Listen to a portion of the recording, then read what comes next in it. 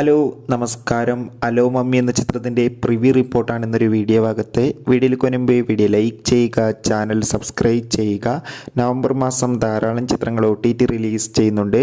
നമ്മുടെ ചാനൽ ഭാഗം പരിശോധിച്ചാൽ നിങ്ങൾക്ക് കാണാൻ വേണ്ടി സാധിക്കുന്നതായിരിക്കും.